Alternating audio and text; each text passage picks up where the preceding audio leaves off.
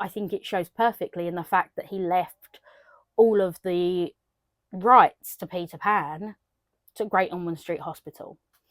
So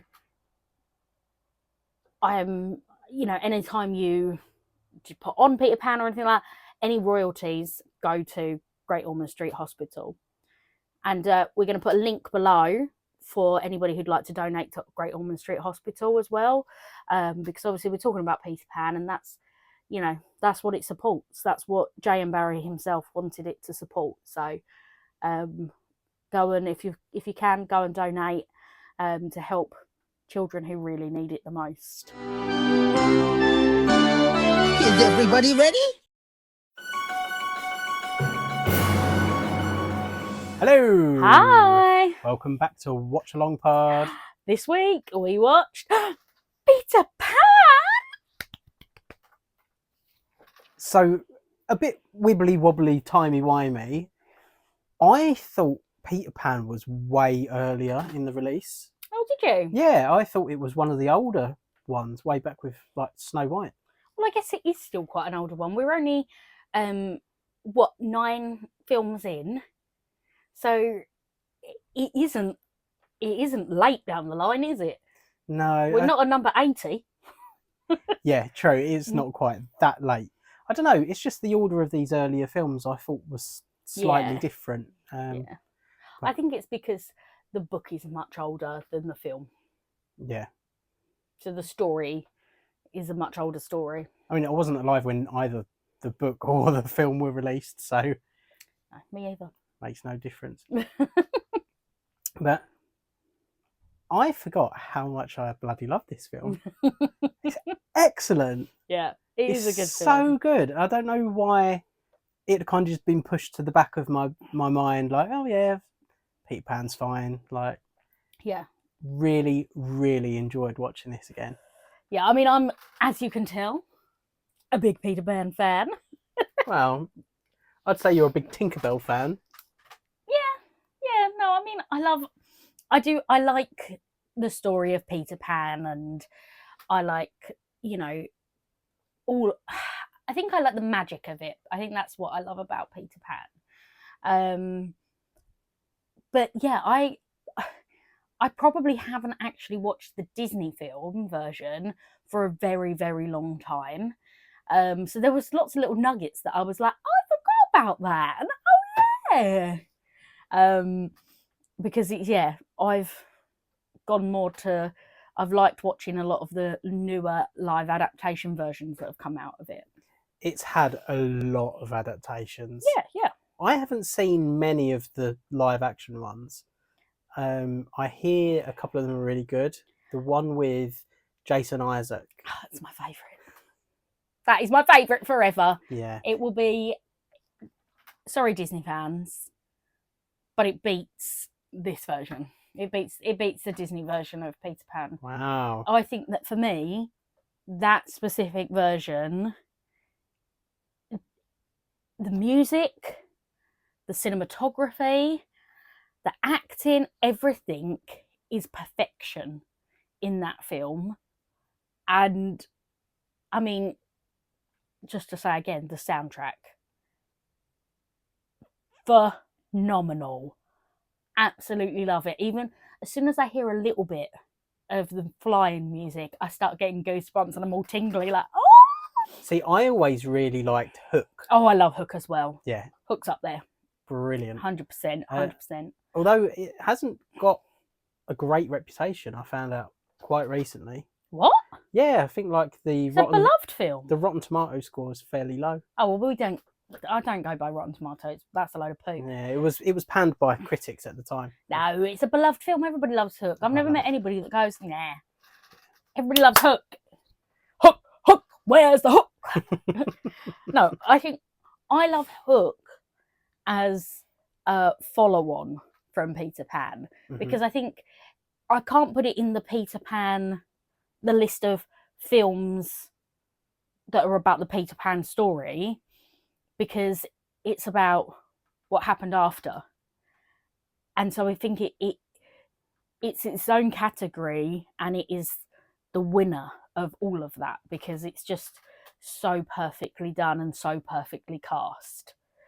But yeah.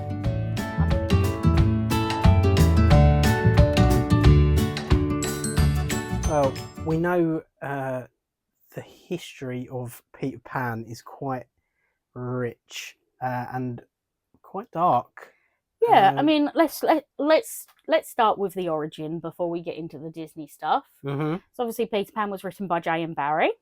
Yeah, it was originally a play, wasn't it? Yeah, he wrote a play, and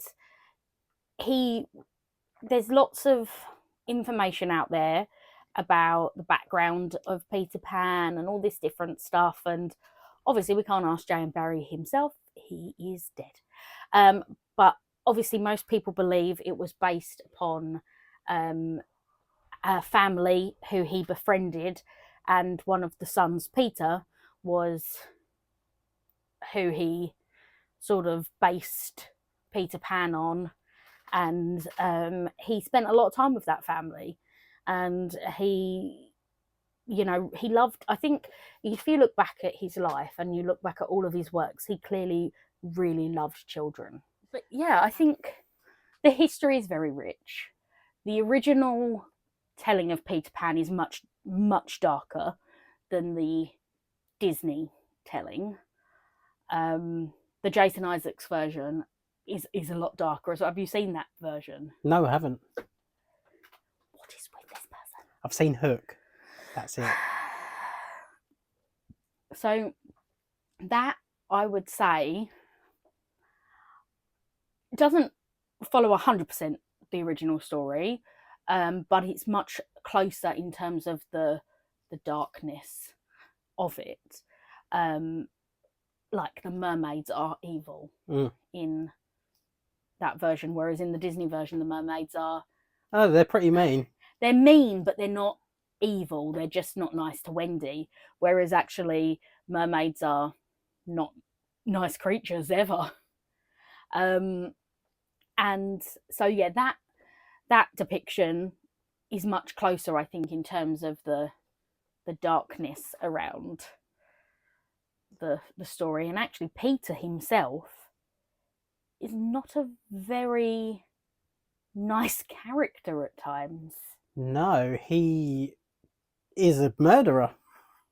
In the original story, it goes that the Lost Boys do age, and when they start aging, he thins out their numbers.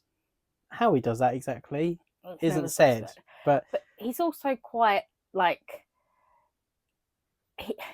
I think where you get the thing of he's a child and he never grows up, he never matures, so then he never actually learns the nuances of how to converse with people without being horrible. And but then he does gain knowledge, and he learns how to manipulate much better.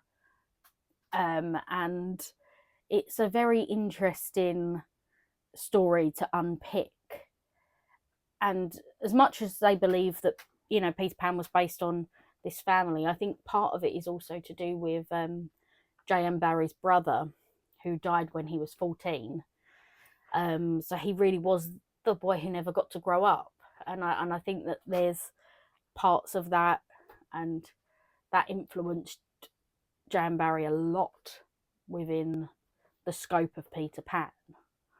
But talking of the author, J.M. Barrie, I have a little personal story to tell you. Oh, do tell. Have you met him?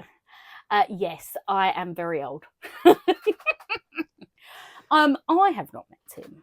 However, my great-grandparents, who I sadly never got to meet, worked in service at a place called Swaylands, and J.M. Barrie was a frequent visitor there. And my mum's name just so happens to be Wendy. Now, for those of you who don't know, J.M. Barrie actually created the name Wendy. I didn't know that. Yeah, so he created it because one of the children he was friends with used to say, "You're my Fwendy," because they couldn't say friend. And that's where Wendy, the name Wendy, came from. So he created that name. My mum's always liked to believe that maybe J.M. Barrie said a nice word to my great-grandmother because she was the one that actually named my mum. So she was the one that chose the name Wendy. So she's always sort of thought and believed that, well, maybe he just had a nice word to say to her while she was in service, and that's why she chose it as sort of like a thanks to him. But yeah, so that's my little connection. That is very cool. I think, there's a lot.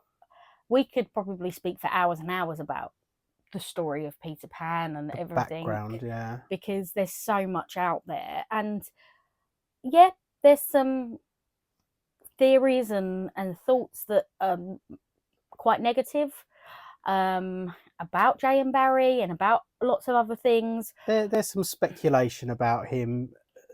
A few of his letters have been unearthed, and their phrasing is a bit suspicious, raises a few eyebrows. Well, they weren't unearthed. They were actually published by the boys that he Oh, sent them were to. they? So, yeah, I mean... Right, okay. Got to make that bank somehow, haven't they? Yeah. I think it's really hard for us to say anything about it. It was over 100 years ago, and life was different then. And we're never going to know the truth about any of that. And I think speculation, if it isn't true, just hurts what is an amazing legacy. If it does come to light that things are true, then that's a different story.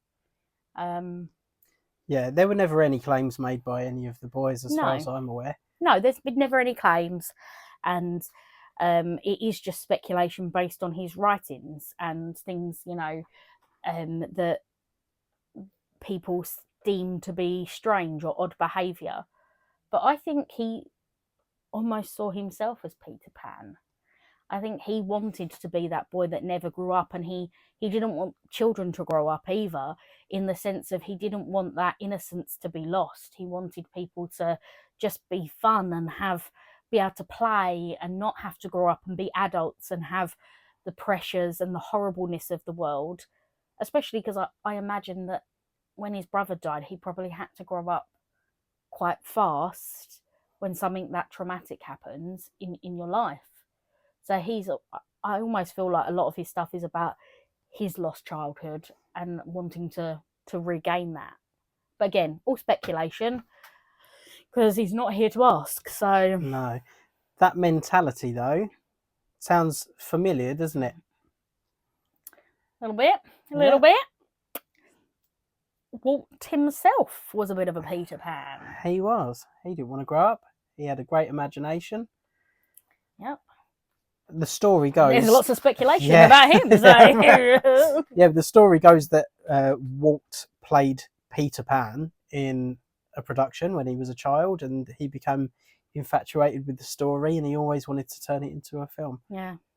I'm glad he did. Yes, because this is a great film, and I think, put everything else aside and just looking at it as the film, it's a beautiful film. Beautifully animated. It has that proper Disney feeling of taking you away from the real world, and that sense of joy in it is wonderful.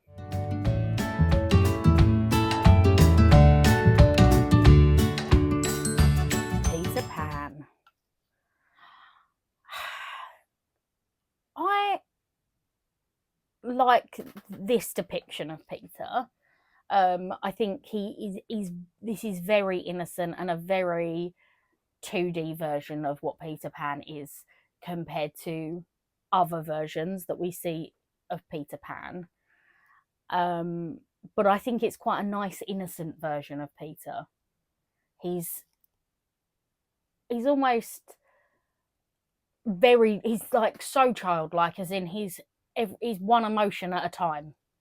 There's no complexities almost to him. He sees things as, well, I want this and I want to do this, and yes and no and yes and no, rather than Wendy, who probably does start to see things in a more, grey.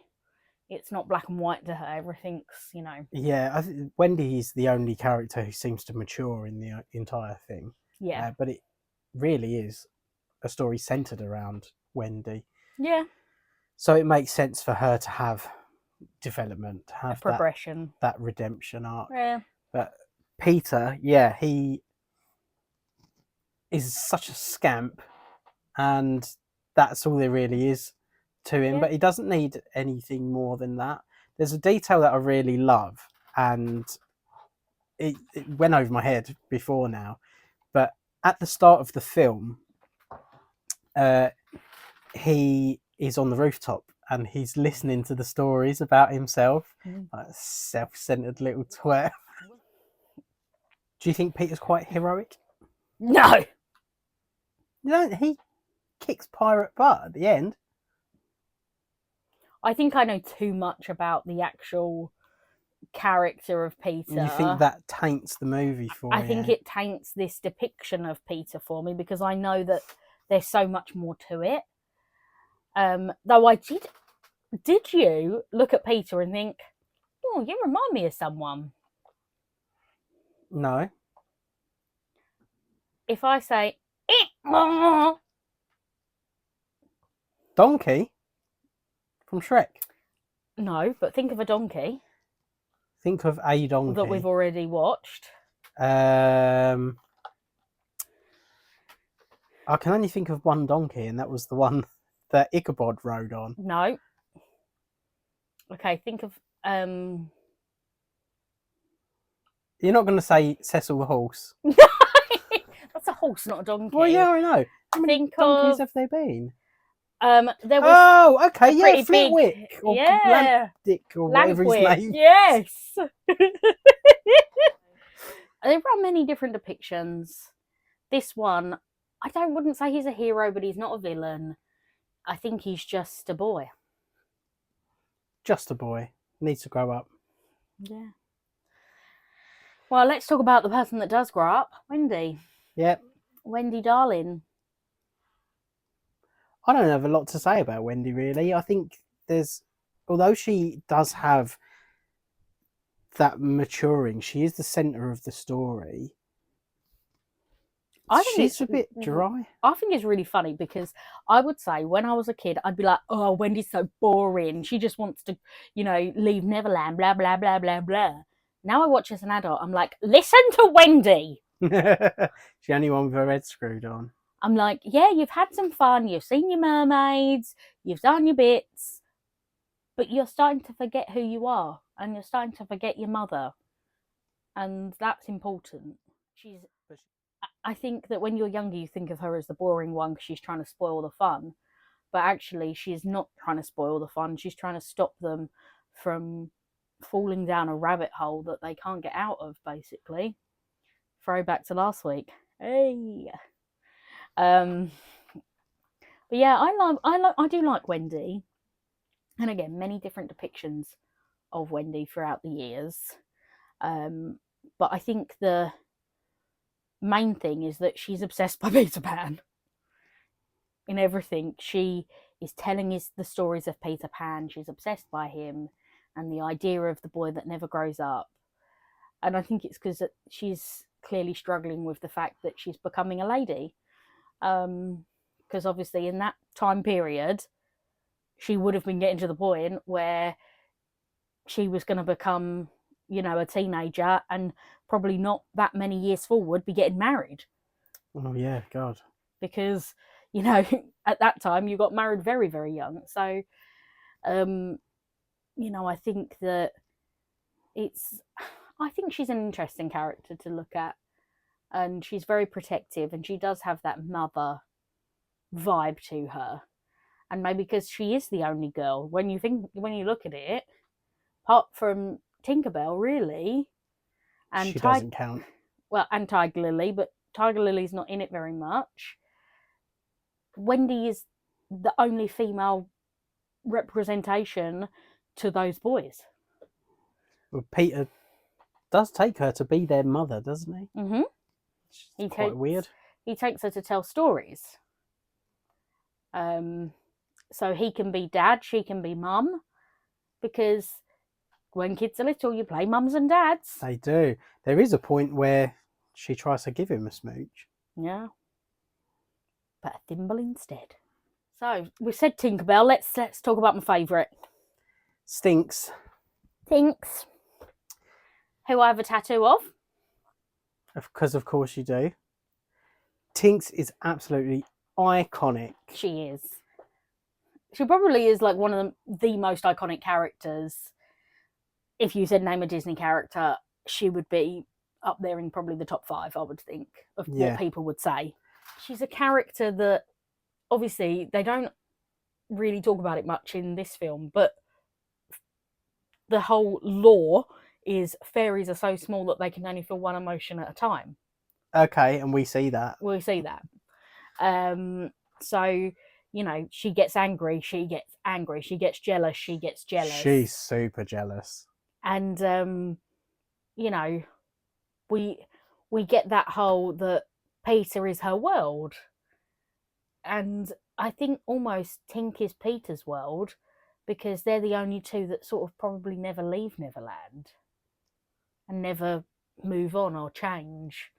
And she's just iconic. I mean, she's got some body image issues, but... Well, she got a big butt. She hasn't actually got a big butt, though, has she? Well, I don't know. She gives it a glance in the mirror and she's like... And she's like trying to push her hips down. Yeah. It's her hips that she's like, ah! But there's the bit where she gets stuck in the drawer and her bum gets stuck in the keyhole. Yeah, but it's her hips. It's that she's meant to have wide hips. Right, okay. Do you know how old is Tinkerbell supposed to be? Do we know? I don't know. Do fairies have ages? I don't know. She has an adult appearance. But she does. But yeah, I love Tink. I think she's a great character. And I think that even though she betrays Peter, she puts it right. And I was really sad. Do you know what? I thought in this movie, I thought they did the I do believe in fairies. But they don't. No, you're right. The Jason Isaacs film has the best I do believe in fairies scene. Does it? I need to watch it. It's really like dramatic. So everything's really dark. Tink's on the floor, her light's gone off. And Peter's there crying, like banging on the floor. I do believe in fairies. I do. I do. I do believe in fairies. I do. I do. And then all of a sudden you see Wendy, who's tied up with the pirates. She suddenly like knows that she has to say it. So then all of them start saying it. And then you see all these random kids around London in bed, like saying it. And my favourite one is these triplets in bed and they go, I do believe in fairies. I do. I do. And like there's the grandmother in the bath going, I do believe in fairies. Like it's hilarious. And it's just a really magical moment because more and more people are like saying it and saying it and saying it. And then she comes to life and it's like, wow. That sounds like a million times more people than say it in the Disney version. Yeah. Just a great film. If you've never watched it, please go and watch it. Just, so my little 14-year-old heart can share it with you about how much I was in love with Peter Pan. Ah, Jeremy Sumpter. Gorgeous.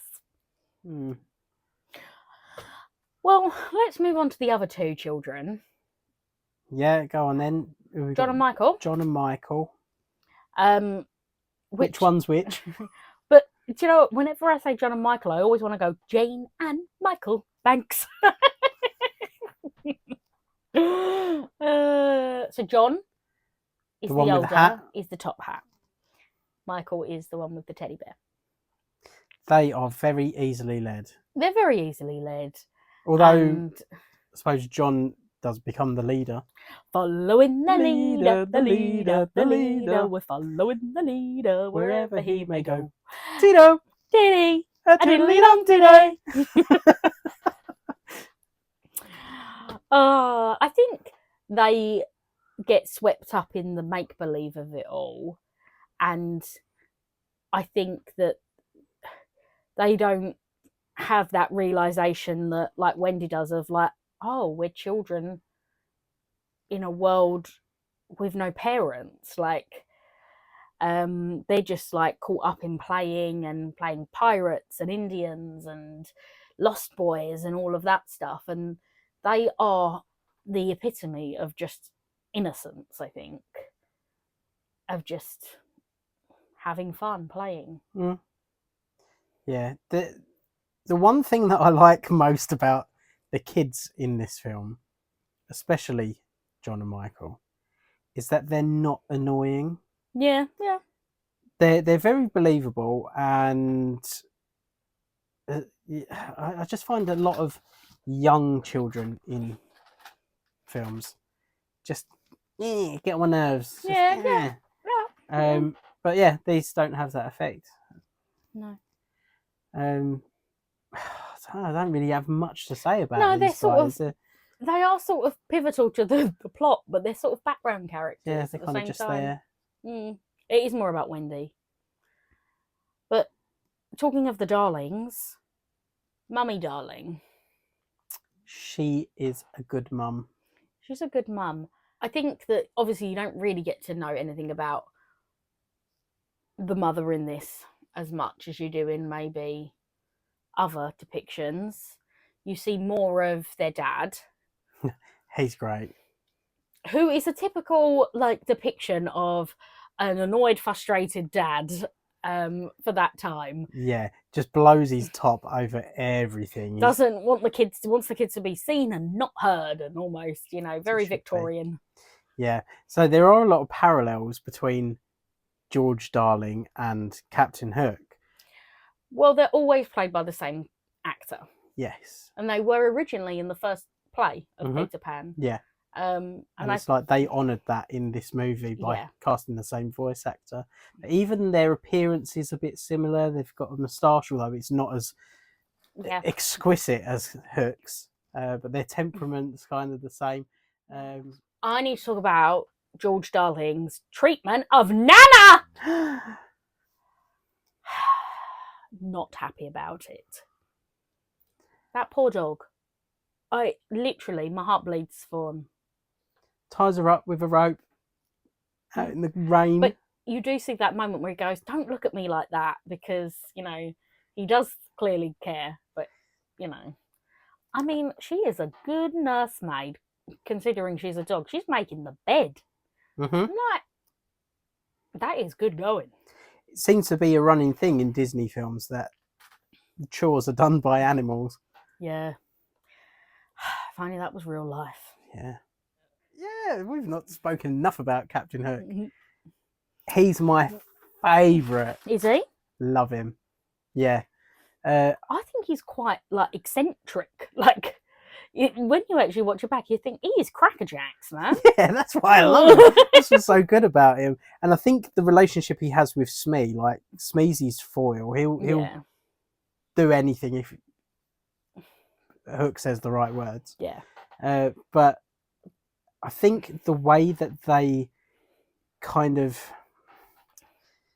broke down a bit of a wall with Captain Hook by using him as like a bit of a goofy, funny character rather than just being straight out terrifying.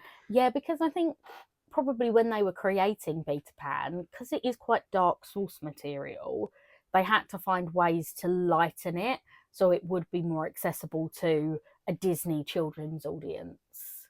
And I think that was probably a great way of doing it, is making the villain not so terrifying. Yeah. There's that whole scene where TikTok Croc has come for him. He's in the jaws and he's kind of holding the teeth apart with his legs. It's so iconic. Yeah, absolutely love that. However, he's not all fun and games, is he? He shoots a guy dead. Yeah, it's very dramatic. I was watching it and I went, because I thought he was gonna maybe shoot him and it would be like a hole in the guy's hat, or Yeah, just the accordion. Yeah, something silly like that. And then you heard the splash and I was like, oh, he's actually killed him. Oh no, I do like Captain Hook. I think he's a good villain in the fact that he's scary, but not too scary. Mm-hmm. Yeah, quite pantomime. He's very pantomime villain in this, and I feel like he's the kind of villain that as a kid you reckon you could beat. Yeah. You think, yeah, I could fight Captain Hook. Because he does seem a bit all over the place Mm-hmm. at times, but So while we're on Hook, talk about Smee. Smee? He's the White Rabbit, isn't he? Oh, is he? That voice, yeah, unmistakable. Is that a word?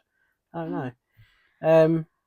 Yeah, I'm sure it's him. I mean, it might be. I'm not great with voice recognition, so I probably wouldn't have picked that up. But I mean, I just love how Smee's just sort of like la la la la la. I'm a pirate. This is my life. Let's shave the butt of a bird. Like, I love that. Yeah, he's just like a nice old man, isn't Yeah. he? Like, But he is a bit evil because he does want to kill the kids. does he? Mm. I don't think I heard Smee ever say anything Well, I think sort of he horrible. wants. Well, he just wants to do what Hook wants to do, and Hook wants to kill the kids, so he wants to kill the kids. Yeah, he's just doing as he's told.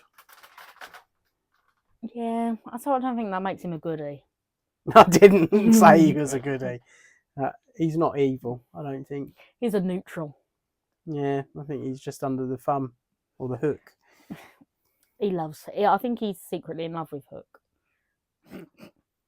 The mermaids. I need to talk about the mermaids. Oh, they're horrible. I love the mermaids. They are horrible, but they are just the female centaurs from Fantasia, but with tails. Literally. Yep. Is this the first time we see the use of seashells as a bra? Ooh, it might be. Later made popular by Ariel. Well, one of them had starfish as a bra. Oh, did she? Yeah. I mean, I feel like the mermaids are sort of depicted as that group of mean girls that are like, and then drown Wendy. Yeah.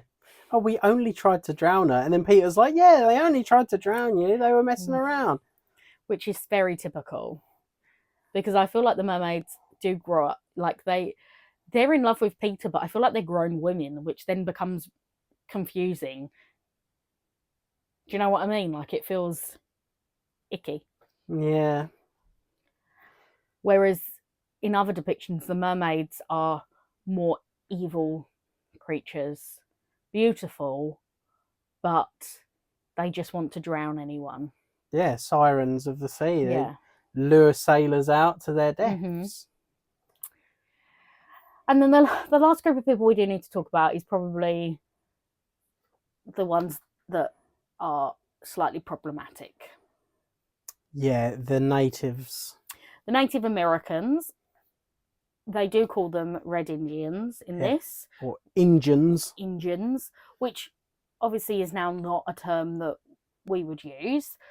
However, when this film was done, cowboys and Indian films were very, very popular. They were like a huge thing. And so the depiction of the Native Americans in this was quite what it was at that time. However, obviously, that depiction is not accurate at all to real life. And No.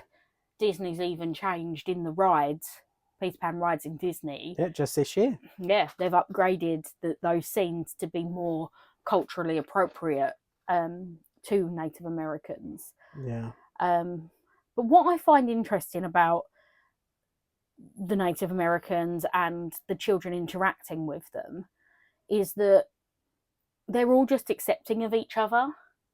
They all sort of want to join in, and the chief even says, "Oh, well, we're just playing game. We're just playing a game with them." Yeah. You know, it's all like you catch us, we let you go. Yeah, we catch you, you let us go. You know, and I think it's quite a innocent, nice relationship they sort of have in that term. And yeah, there is a warning at the beginning of the film, which is appropriate. Yeah, I mean, there's a whole song, isn't there? What made the red man red? And then they suggest various things that made him angry, and that's why he's red. Yeah, and that's he's embarrassed. That's embarrassing. Yeah, that's the more problematic part of the whole thing. I think, and you know, it is. I think if you took that song out, I think that actually the relationship between the Lost Boys and the Native Americans is really lovely, because they're just accepting that, well, that's how they live, but we can all be friends and we can all enjoy each other's different things that they do. Yeah, I suppose there are elements of the relationship and the role that they play in Neverland that is positive. Yeah.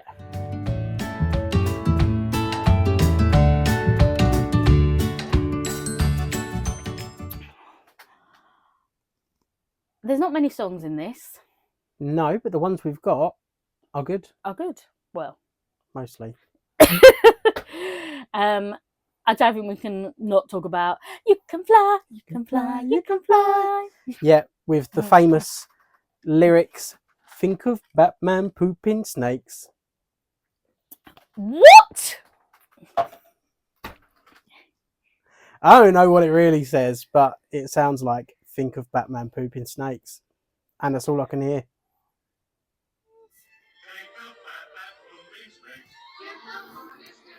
I like this song has a little bit of foreshadowing. We like foreshadowing. Yeah, we like foreshadowing. Where the kids are all talking about things that they're going to imagine. I think of a mermaid lagoon.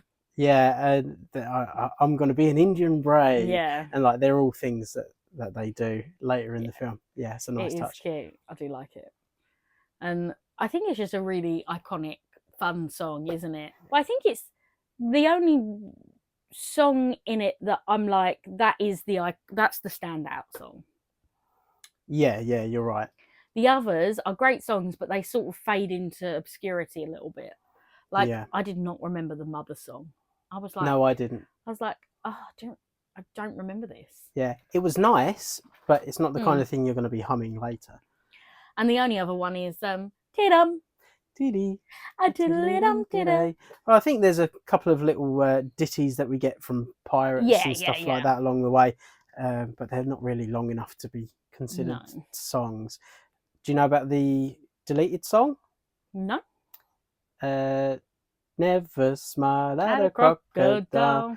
Yeah, that was cut from the movie. Oh, I didn't know that was an actual song that was going to be in the movie. I know that song, but yeah, I knew the song, but never knew it was from Peter Pan because it's not in Peter Pan. But I must have had like a cassette tape with it on or something when I was a kid. So when I heard TikTok's little theme, because it is in that, I was like, oh, okay. Did a little Google search and deleted song. Wow. Well, what was your favourite scene? Oh boy, it's got to be the fight between Peter and Hook on the ship, where he tears the rigging with his little sword. Yeah, it's so hard to choose one because this whole movie is action packed. Yeah. It never slows down. It never gets boring. There's always something going on. Even the slower scenes, like the Mother song, it's all captivating, and I never found myself sort of drifting away from it. Well, because it is a child's fantasy at the end of the day. I mean, I really like the Skull Rock scene where he does Hook's voice. Yeah. You know, I always find that really funny because I'm like, it's poor Smee. He's like, well, you told me to take her back. And he's like, no, I didn't. You idiot.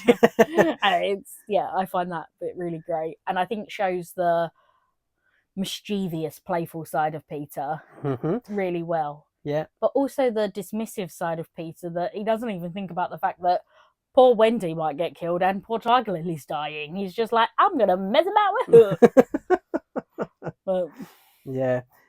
Did you notice that Tiger Lily doesn't speak? She Yeah, often doesn't speak in lots of it. She's quite silent. yeah. I think the closest she comes is when she's about to drown. Yeah. I think the Lost Boys are a really sad concept. Even the fact that they're called the Lost Boys.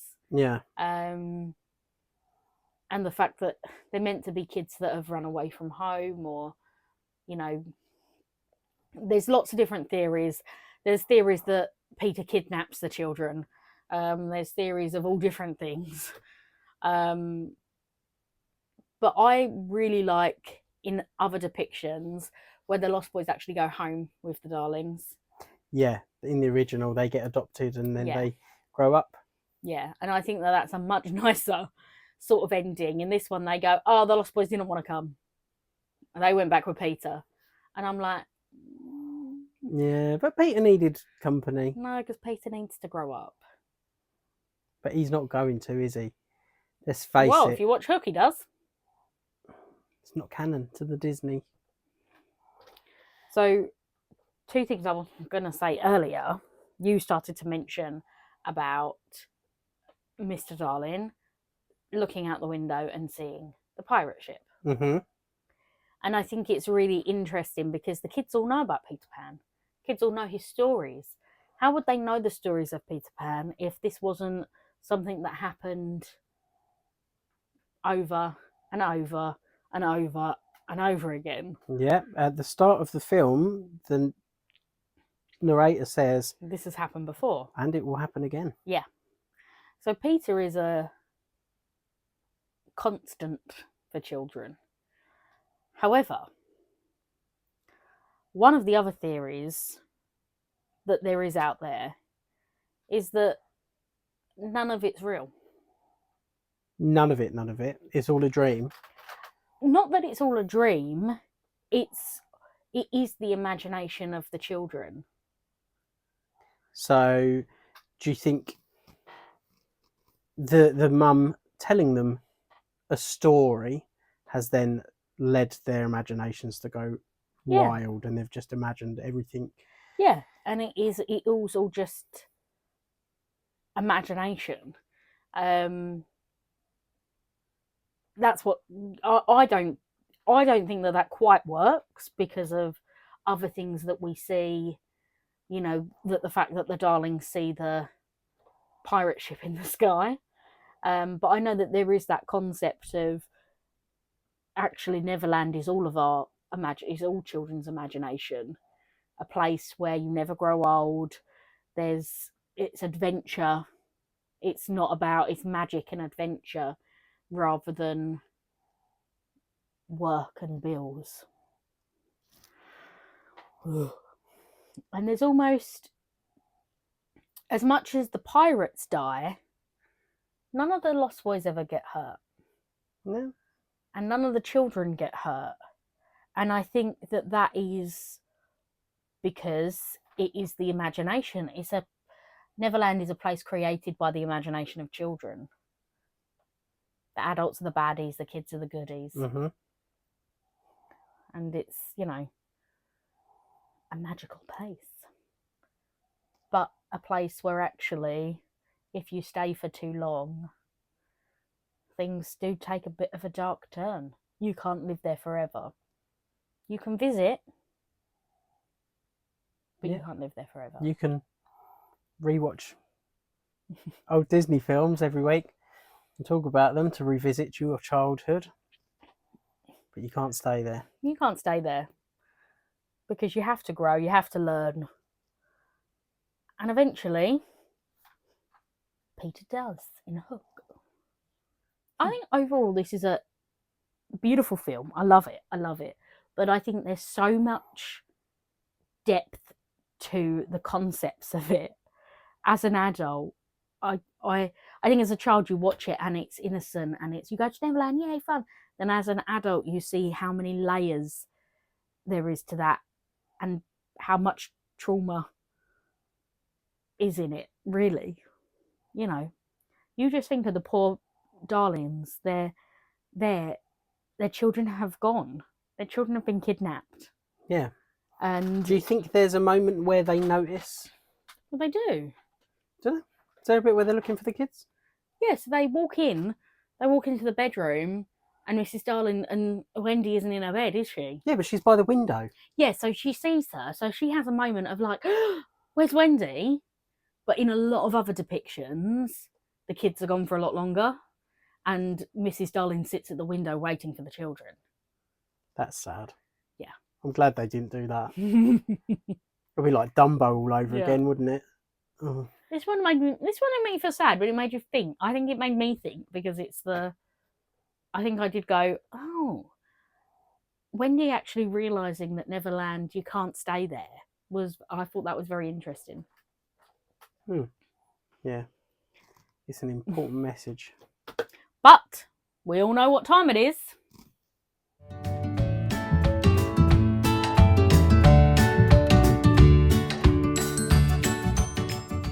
It's time for the rankings.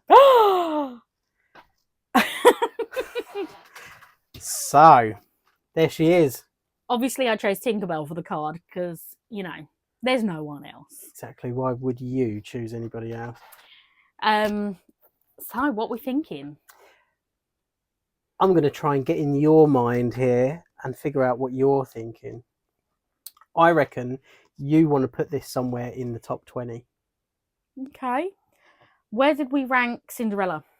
That's a really good I question. think we did 28, didn't we? So currently our highest ranked is Cinderella. Now, what are your feelings? Do you think this is better than Cinderella? Yes, I do. Me too. Well, I mean, I say yes and no. I love them both. Because I really do like Cinderella holds a special place in my heart, but so does Peter Pan, so then I feel conflicted. But I would think it's going to rank around the Cinderella mark. Yeah? Yeah, maybe 25, 26. Okay. That's where my feelings are. So I was thinking in the 20s somewhere. Yeah. I do like this film more than Cinderella. I think it just has a little bit more to keep the pace going. And it's a bit more of a boy film. But if you remember, when we watched Cinderella, I enjoyed it a lot more than I thought I was going to. And I realised that there is actually a lot of stuff in there. It's not just the girly girl film. It's got stuff for everyone. There was stuff that appealed to me, stuff that I enjoyed. I just feel like Peter Pan is a better story. Okay. There's more to it. So what are we thinking? Let you do the honours?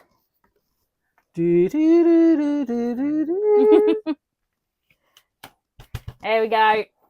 She's there, 25. Hey, is that where you would have put Peter Pan? Would you put him lower? Or higher? I think that's a good place. Yeah.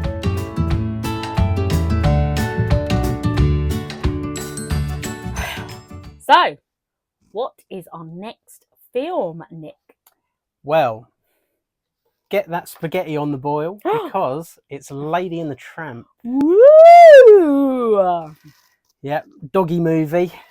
One for all the dog lovers out there. I don't have a lot of memory about Lady and the... I don't think it was a big film I watched as a kid. I've obviously seen it, but not a big one that I've repeatedly watched. So yeah, I don't remember much about it. The basic story. I don't even remember what the story is, other than they fall in love. For Lady and the Tramp. She's a lady. He's a tramp. And they have puppies. Do they? Yeah. Spoilers. Spoiler. No, I remember it's about two dogs that fall in love and they eat spaghetti and they kiss. Yeah. So it'd be interesting to see. Can't say I'm looking forward to it. No, I'm not against it. So I'm happy to watch it and have a chat about it. Yeah, well, I suppose I'll meet you back here this time next week. This time next week. Well, until then, only one thing left to say. Remember, You're you're never too old to be young. Bye. Doodles. Pip pip. Ta-ra.